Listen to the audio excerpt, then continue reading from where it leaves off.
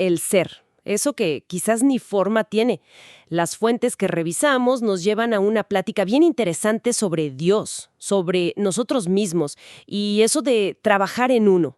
Así que, bueno, la idea hoy es desmenuzar un poco estos conceptos. ¿Quiénes somos? ¿Qué es Dios más allá de la imagen típica? ¿Y qué onda con el autoconocimiento según este material? Vamos a echarle un ojo juntos. Empecemos con la idea fuerte que plantean. El ser, Dios, es espíritu, o sea, sin forma definida. Ya desde ahí rompe con lo clásico, ¿no? Totalmente. Esa imagen que todos conocemos, ¿no? Del viejito barbón en las nubes. Bueno, según esto, es puro simbolismo. La barba, el cabello largo, pues representarían sabiduría, quizá fuerza espiritual. Piensa en Sansón, por ejemplo. Pero no que así se vea, ¿entiendes? Claro, es como tratar de ponerle una foto a algo que, pues, no la tiene. Y mencionan algo curioso de Jesús y los apóstoles, ¿verdad? ¿De su pelo? Sí, sí. Comentan que, según las costumbres de la época y la región, lo más seguro es que no trajeran el pelo largo como los pintan luego. Y eso pues apoya la idea de que las imágenes son más bien interpretaciones, símbolos de cualidades internas, no retratos. Y como necesitamos visualizar, pues cada quien se lo imagina distinto, hasta de otro color de piel. Dice una parte medio en broma. ¿Qué nos dice eso de nosotros? Pues yo creo que revela esa necesidad muy humana de hacer tangibles las cosas, ¿no? De darle forma a lo abstracto para poder como que relacionarnos con ello. Pero si vamos más profundo, según estas ideas, la divinidad en su origen es andrógina. Andrógina. A ver, ¿cómo? ¿Cómo se entiende eso aquí? No tanto como una mezcla de hombre y mujer en un cuerpo, sino más bien como una unidad antes de que existieran los polos. La fuente sugiere que la esencia divina original no es ni masculina ni femenina. Esas polaridades, digamos, vienen después como para que se pueda crear el mundo. Es una idea de unidad original. Y lo conectan con cosas como la separación de los sexos de la Biblia, simbólicamente claro, o hasta una supuesta era lemuriana donde todo era así, andrógeno. Entiendo. Ahora, algo que sí me sorprendió del material. Dice que cada persona tiene su propio ser, su Dios interior particular. Pero, ¿no hablamos siempre de un solo Dios? Esa es una distinción bien importante que hacen. Según las fuentes, no se refieren a nuestra personalidad de todos los días, al ego, digamos. Hablan de nuestro espíritu individual, de esa chispa divina única que está en cada uno. Por eso usan esa frase, Padre mío, Señor mío, Dios mío, para recalcar esa relación superpersonal íntima. Entonces, sería como que hay muchos dioses individuales, algo así. Podría verse así, pero dentro de un todo más grande. O sea, estos seres individuales, estas chispas, formarían parte del absoluto, del gran todo. No es politeísmo como el de los griegos, por ejemplo. Es más como ver la divinidad como un océano, y cada uno de nosotros es una gota consciente en ese océano. El material lo contrasta con el monoteísmo más estricto, y hasta cita un salmo, el 82, que dice, Dios está en la reunión de los dioses. Lo interpretan como que hay muchos dentro de la unidad. Y lo ligan también a visiones más antiguas, como las indígenas, ¿no? Que si el dios del agua, del sol, del viento, como Ecatl, Tonantzin, aspectos particulares del gran misterio. Órale, qué interesante perspectiva. Y justo ligado a esto, exploran los nombres que se le dan a Dios. Adonai, Jehová, Elohim, y dicen que no son lo mismo, ¿verdad? Exacto. Plantean que cada nombre representa como una función distinta, o una jerarquía o hasta inteligencias divinas diferentes que actúan en la creación. Dicen que Adonai tiene que ver con el amor, Jehová con crear formas, Elohim con fuerzas superiores. Pero aquí es donde el material se pone más polémico, especialmente con el nombre Yahvé. Ajá, aquí es donde la cosa se pone intensa. Y delicada. ¿Qué es lo que dicen de Yahvé? Pues mira, afirman así, muy directo, que Yahvé no es un nombre divino como los otros. Lo ponen como la antítesis del Cristo, una fuerza contraria. Y sostienen que ese nombre lo introdujeron intencionalmente unos señores, así dice el texto, para desviar a la gente, para que adoraran algo negativo, hasta diabólico, sin saberlo. ¡Híjole! Eso sí que es fuerte. Choca de frente con muchísimas creencias, ¿no? y con lo que uno encuentra si busca en Internet o lo que usan grupos como los Testigos de Jehová. ¿Cómo justifican una idea así? Pues el argumento que dan es que la información que circula, la más común, podría estar manipulada. Hacen la pregunta, ¿quién ha alimentado eso? El hombre. Sugieren que hay intereses ocultos detrás de lo que se acepta normalmente. Y para apoyar esa idea de manipulación, el material menciona directamente un libro llamado Revolución y también los famosos protocolos de los sabios de Sion. Los presenta como se hizo explicar ese supuesto plan. A ver, aquí sí hay que hacer una pausa muy clara. Como siempre hacemos, estamos exponiendo las ideas de las fuentes que nos dieron, no las estamos validando. Y en este caso particular, es súper importante decir que los protocolos de los sabios de Sion son considerados por prácticamente todos los historiadores serios como una falsificación, un fraude creado a principios del siglo XX para difamar y atacar. Sí, totalmente de acuerdo. Esa aclaración es crucial. Estamos reportando una visión muy específica y controversial que encontramos en el material, incluyendo las fuentes tan polémicas que usa para sostenerse, pero sin adoptar esa postura ni sus implicaciones. De hecho, la misma fuente como que invita a buscar otras interpretaciones. Habla del simbolismo gnóstico de Yahvé. ¿Entendido? Es una idea radical que invita a cuestionar, sí, pero con muchísima cautela sobre esas referencias que da. Bueno, dejando ese tema tan complejo, volvamos a la exploración interior. El material habla de otro concepto bien importante, los niveles del ser. Usan la imagen de una escalera. El ser arriba, nosotros en un escalón. Y la idea central que sacan de ahí es potente, que nuestro nivel interior, nuestro estado psicológico, determina o por lo menos influye muchísimo en nuestra realidad de afuera. O sea, lo que nos preocupa, la gente con la que nos juntamos, los problemas que se nos repiten, los lugares que frecuentamos, todo eso tendría que ver con cómo estamos por dentro. Sería como un espejo de nuestro país psicológico, como le llaman. Híjole, eso explicaría muchas cosas, ¿no? Esas veces que conectas o chocas con alguien al instante, o por qué parece que ciertas situaciones te persiguen. Ejemplo de la mujer fiel que por dentro habita un prostíbulo. Fuerte, ¿no? O menciona a alguien que chance nunca ha robado nada físico, pero que por dentro tiene yoes, aspectos psicológicos, de ladrón.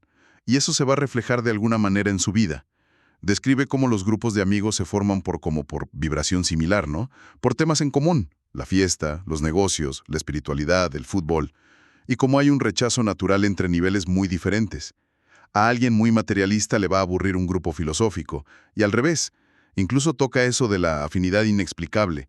¿Por qué a cierta persona siempre se le acercan por dioseros? ¿O por qué otra atrae siempre a gente con cierta orientación sexual? Da el ejemplo de hombres a los que siempre se les acercan homosexuales. Dicen que eso no define a la persona en sí, sino que refleja yoes o aspectos internos afines que esa persona tiene, lo sepa o no. Somos simplemente víctimas de lo que nos pasa afuera. Justo. Según esta visión, no somos víctimas pasivas de las circunstancias. Somos en buena medida arquitectos de nuestra realidad externa a través de lo que somos por dentro. Y eso, eso le da la vuelta a la tortilla, ¿no? Pasas de la queja o la resignación a la responsabilidad y a la chance de cambiar desde adentro. Lo cual nos lleva directo a la necesidad de observarnos. Todo el tiempo. Fundamental. La fuente insiste muchísimo en la autoobservación. Mirarnos a cada momento qué estamos sintiendo, qué estamos pensando ante cualquier cosita que pase. Dicen que es la única forma de empezar a cachar esa luna psicológica, esa parte oculta y medio mecánica de nosotros, llena de defectos y reacciones automáticas que normalmente ni pelamos. Claro, porque todos tenemos una imagen de nosotros mismos bastante pulida, ¿no? El ejemplo chistoso que dan es verse al espejo y pensar, ¡qué bien me veo! Parezco de película, aunque la realidad sea otra. Y ahí se conecta con una crítica interesante que hacen a la idea común de autoestima. Según el material, la autoestima, si la entendemos como nomás reforzar esa imagen positiva, puede hacer más grande al ego, a los yoes.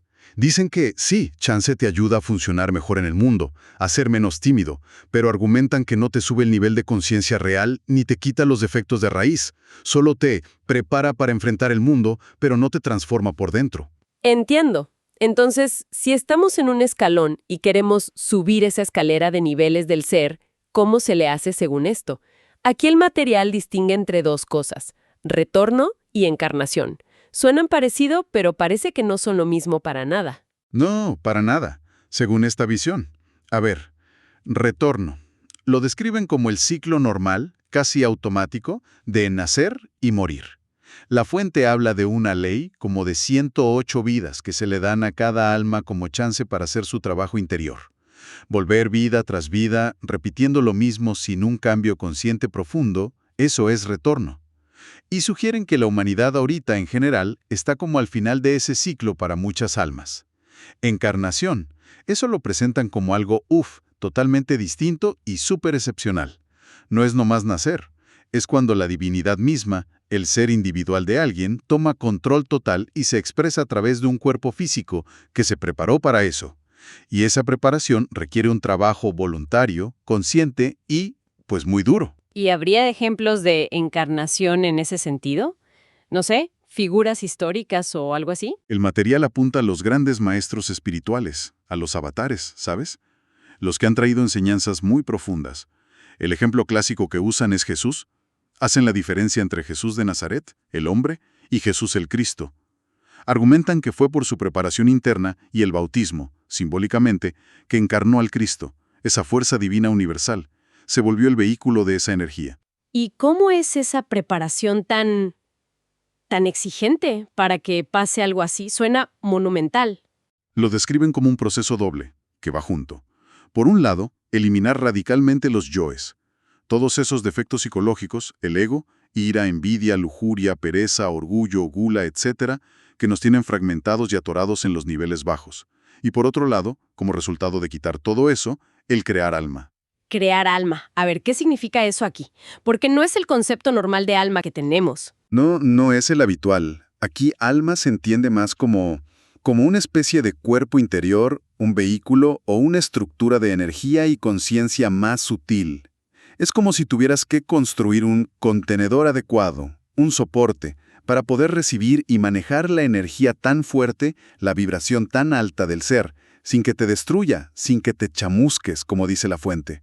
Es volverte un recipiente digno y capaz. Y mencionan que hay algo clave en eso de crear alma, algo que ver con la energía interna, ¿no? Sí no conectan directamente con el trabajo sobre la energía sexual. Es un tema central en estas enseñanzas. La transmutación consciente de esa energía la ven como la materia prima para crear alma. Usan el símbolo del primer milagro de Jesús en las bodas de Caná. Convertir el agua, la energía sexual cruda, digamos, en vino, energía espiritualizada, elevada. ¿Y cómo? ¿Cómo sería esa transmutación, según lo que leímos? Pues mencionan prácticas específicas.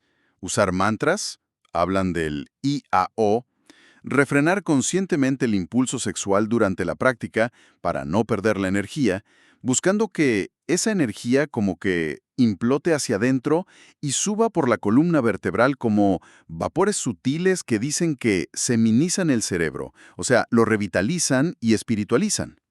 También hablan de una práctica llamada pranayama egipcio para la gente soltera, que puede incluir hacer deporte como ayuda. Pero, ojo, siempre autoobservándose para no acabar alimentando yoes como la lujuria o la vanidad con el ejercicio. Incluso hay una nota curiosa sobre una supuesta capacidad de los órganos sexuales de incretar, o sea, como de absorber energías sutiles del ambiente o de la pareja. Lo usan para recalcar por qué es importante la pureza y tener una sola pareja en estas prácticas avanzadas. Híjole, sí son temas profundos y muy específicos. Bueno, para ir aterrizando un poco, las fuentes también dan herramientas prácticas para quien quiera empezar este camino de conocerse. Hablan de la concentración como un paso básico. Exacto. La concentración la ponen como la base para poder meditar y autoobservarse de verdad.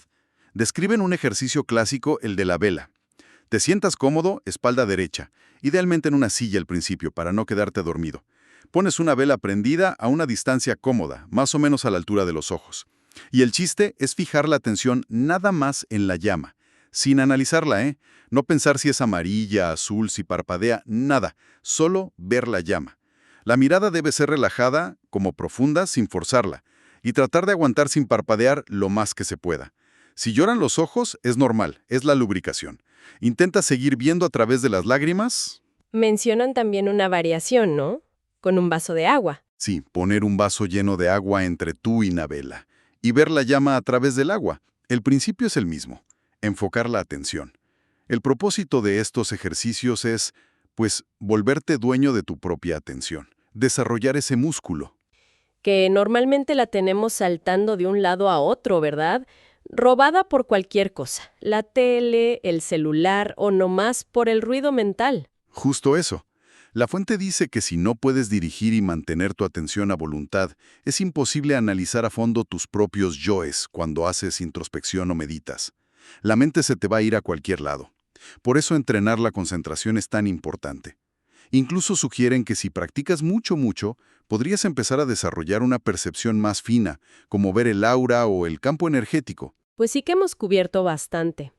Desde repensar a Dios como un ser interior y personal, pasando por la controversia de los nombres divinos y la idea fuerte de los niveles internos que se reflejan afuera, hasta la diferencia radical entre solo retornar vida tras vida y la encarnación consciente, y terminar con una práctica concreta para empezar a domar la atención. Quizá, para cerrar, y pensando en esa idea del espejo que refleja nuestro interior, podríamos dejar una pregunta en el aire para quienes nos escucharon. Si aceptamos, aunque sea nomás como ejercicio mental, que nuestro mundo de afuera es un eco de nuestro mundo interior, ¿qué cosa recurrente de nuestra vida diaria? ¿Una situación, un tipo de persona que siempre atraemos, una dificultad que no se va? ¿Podría estar señalándonos como un foco rojo hacia una parte de nuestro propio país psicológico que no hemos querido explorar?